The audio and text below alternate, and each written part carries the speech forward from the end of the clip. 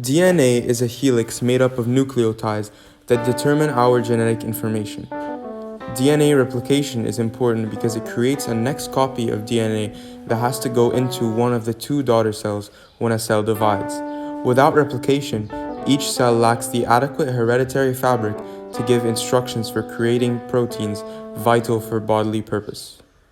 DNA replication occurs in the nucleus of the eukaryotic cell as well as the cytoplasm of the prokaryotic cell.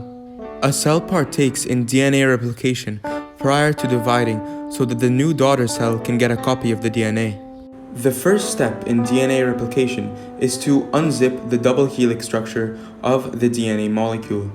This is carried out by an enzyme called helicase, which breaks the hydrogen bonds holding the complementary bases of DNA together.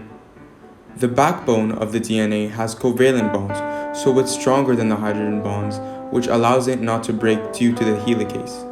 The complementary bases are essentially the nitrogenous bases that can be paired together. This is adenine, thymine, guanine, and cytosine. They can all only pair with their complementary pair because they do not all fit each other. That is why adenine pairs with thymine and guanine pairs with cytosine. These are known as Chargaff's rules.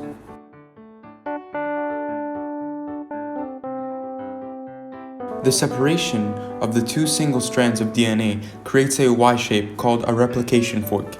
The two separated strands will act as templates for making the new strands of DNA.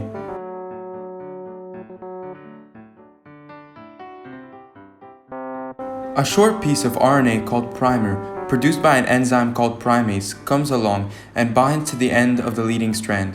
The primer acts as the starting point for DNA synthesis. DNA polymerase binds to the leading strand and then walks along it, adding new complementary nucleotide bases to the strand of DNA in the 5 to 3' direction, which is why we call it continuous. This is a DNA strand going from 3 to 5'. This just correlates with the direction of the DNA strand. If you look at the initial nucleotide, you will realize that there is only one phosphate group connecting it to the next nucleotide. On the other hand, if you look in the 5 to 3' strand, the first nucleotide has two phosphate groups connecting it, making it 5. One of the strands is oriented by 3 to 5 direction towards the replication fork. This is the leading strand. The other strand is oriented to the 5 to 3' direction away from the replication fork. This is the lagging strand.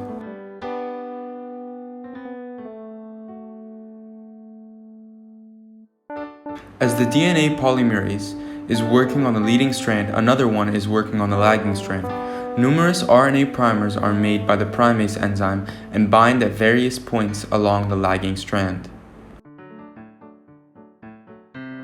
Bunches of DNA called Okazaki fragments are added to the lagging strand in the 5' to 3' direction. This type of replication is called discontinuous because the Okazaki fragments will eventually be connected by ligase.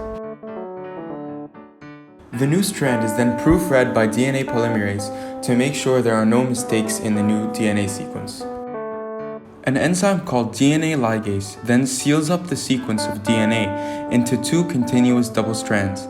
It also acts like a glue and fills the spaces where the primers should be. As a result of their different orientations of the DNA strands, the two strands are replicated differently. The leading strand continuously adds complementary pairs, while the lagging strand is discontinuous because the DNA polymerase goes in the opposite direction of the strand. By the DNA polymerase not being able to go in the same direction of the strand, it is forced to work backwards, which allows for spaces to be made. These spaces are called Okazaki fragments.